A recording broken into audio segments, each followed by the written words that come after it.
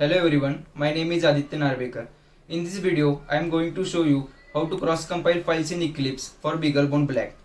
For that, first of all, we will start with installation of cross-compiler. Then we will begin installation of Eclipse IDE. Remember that I am going to write the code for LM35 sensor, which is basically a temperature sensor. Output of this sensor will be analog. So we have to use analog to digital converter, that is ADC, which is present in BeagleBone Black. So now let's get started. First of all, we'll start with installing cross compiler. The foremost thing to do in this procedure is to update package lists. It can be done by this command sudo apt-get update. This command downloads package lists from online repositories and updates them to get information on the newest version of packages and their repositories. Then write command sudo apt-get upgrade. This command fetches and installs newest package versions that are existing on the machine. After this command, write another command sudo apt-get dist upgrade. This command intelligently handles changing dependencies with newer version of packages. Now we are done with updating package lists. Hence we will start installation of cross compiler. Remember that we are going to write code for BeagleBone Black. BeagleBone Black has a Cortex A8 processor, and if you search for its information, you will find that it is a 32-bit processor. Hence, write command in terminal as shown here. Sudo apt-get install gcc-arm-linux-gnue abihf space g++-arm-linux-gnue abihf. I have already installed this GNU compiler. Therefore, it is showing this kind of output. We need to install Java Runtime System. It is required because IDE that we are going to use, Eclipse, it actually runs in Java. For installing Java, write command sudo apt-get install gport-jdk. I have installed Java before, therefore it is not required again. Now we will install GDB debugger. It comes pre-installed with Ubuntu system, therefore we'll skip to next step. This command installs the make project build system. It also comes pre-installed with Ubuntu system. Now we are done with cross-compiler configuration. Let's begin the installation of Eclipse IDE. For installation, go to eclipse.org and click on the download button at the top right corner. Once again, click on the download 64-bit button. A box with download mirror and button is displayed. You can download via recommended mirror or change the mirror if you face any problem. After completion of download, follow the steps given here. Remember that file we have downloaded is of type tar. To begin installation, we have to first change the directory to downloads. Therefore, write first command. Now, to untar the file, write the second command. Second command will untar, that is, it will unzip the file.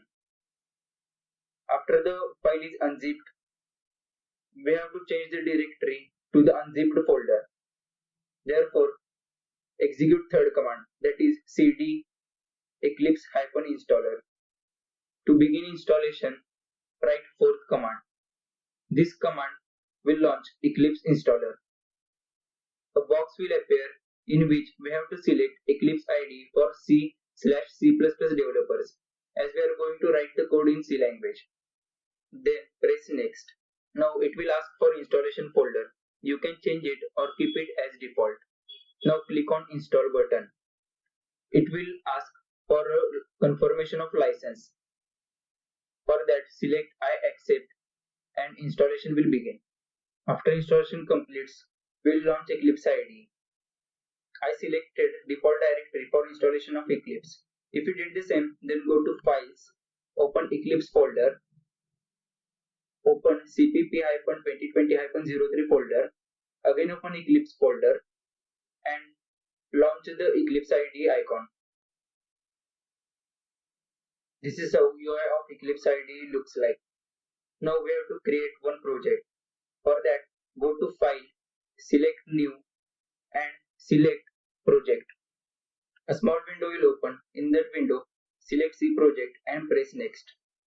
Here, give your project a name and in project type, select empty project. As we are going to use cross compiler, therefore in toolchains, select cross GCC and press next. In this window, check if both debug and release are selected or not. If not, then select both and press next. Here we have to provide cross compiler prefix, that is cross compiler that we installed before, and its path. Its default path is user/bin. Now press finish and a project will be created. Expand project name and you will find a includes folder. Expand includes folder and you will see that the program is now going to use a cross compiler. To create program file, right click on project name and select new and go to file. In this window, check if your project name is selected or not. If not, then select it and provide your file a name and press finish. A file will be created. In this file, we are going to write our program. We are going to write a program for LM35 sensor with the help of which if temperature rises above 35 degree, will print a message. Include all necessary header files. I have defined one variable max_buff as 64 and I have also defined this path, that is sys class GPIO as sysfs_GPIO_dir. We need two functions, void GPIO export and void GPIO set direction. Void GPIO export will select the pin that we are going to use, and void GPIO set direction will set the direction of that pin, that is input or output. As LM35 is analog sensor, we have to convert data from it into digital form. For that, we have to use ADC that is present in BeagleBone Black. In the main function, I have declared two integer type variables, fd and temp value. Fd will store contents of file and temp value will store digital value of temperature. A character array buff is declared to store the path of the file. We will be using pin number 39, that is ANI0 of BeagleBone Black. Therefore, in GPIO export function will pass value 39. In GPIO set direction function will pass values 39 and 1, which will make pin 39 an input, to which we will interface the LM35 sensor. The analog value that we are going to get from the LM35 sensor will be stored in _voltage0_raw folder. Therefore, we'll save directory of that folder in the buff array that we have declared before. We will open the file in read-only mode and save its contents to variable fd with the help of open function. If no file contents are available, then it will print an error that is not able to read the data. With the help of read function, we'll read 10 bytes of data from fd and place them in the data area buff. Index 4 of buff array is filled with null character to limit the data up to 4 bits. Now, with the help of A2I function, we'll convert string characters into integers and store them in the temp value variable. If the value stored in temp value variable will be greater than 796, then it will print a message that is temperature is above 35 degrees Celsius. Now we'll close the file with the help of close function. In the previous section of code, we compared value of temp value variable with 796. In this slide, we will see how we calculated that value. BeagleBone Black has a 12-bit ADC. Therefore, its resolution will be 2:12, that is 4096. But remember one thing, analog input pin of BeagleBone Black can only accept up to 1.8 volt. Any voltage above this level will damage the BeagleBone Black.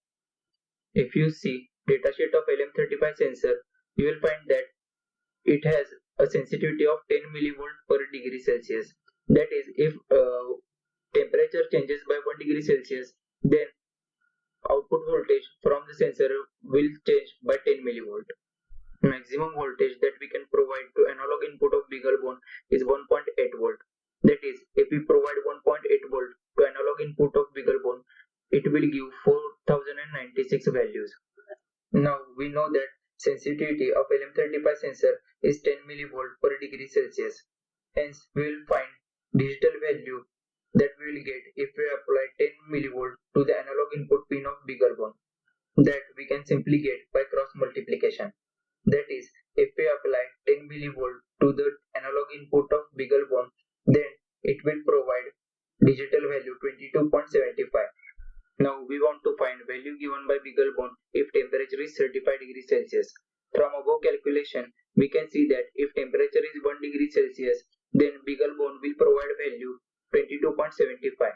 Therefore, if temperature will be 35 degrees Celsius, we can calculate the value given by BeagleBone by simply cross multiplying 35 and 22.75. The value that we will get is 796. Therefore, we have used this value 796 in previous section of code to compare the temperature with 35 degrees Celsius. This is second section of code.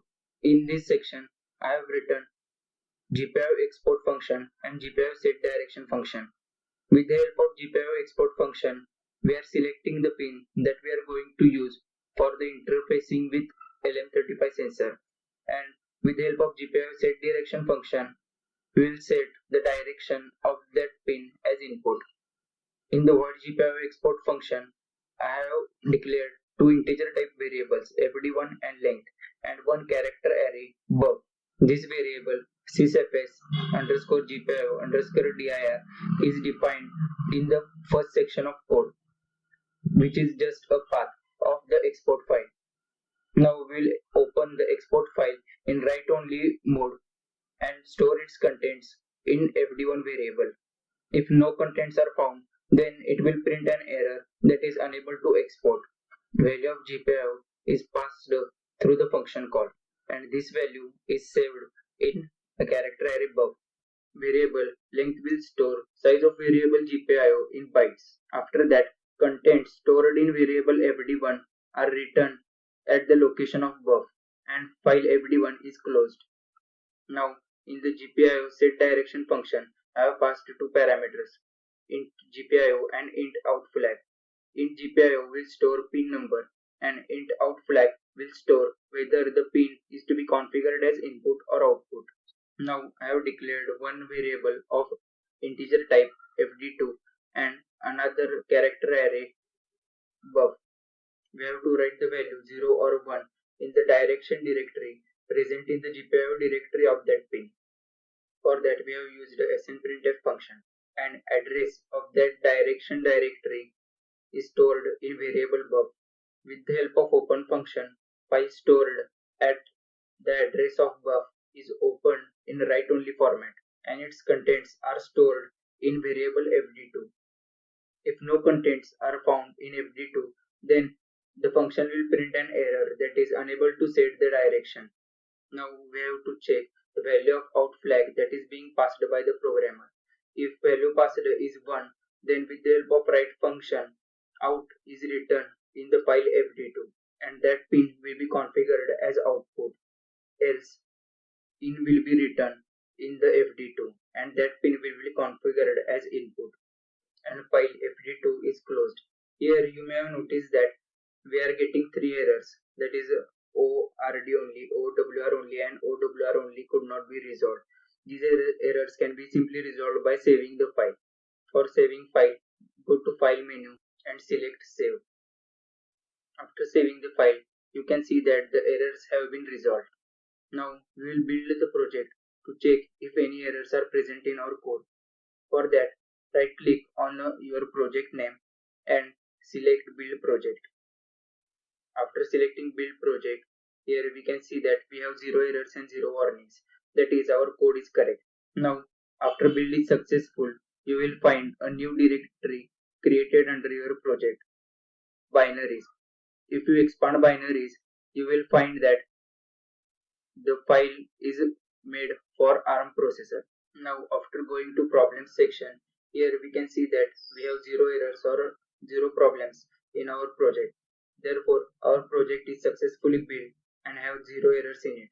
Thus, with the help of this project, LM35 will detect the temperature, and if it is above 35 degrees Celsius, then it will print an output, that is temperature above 35 degrees Celsius. Thank you.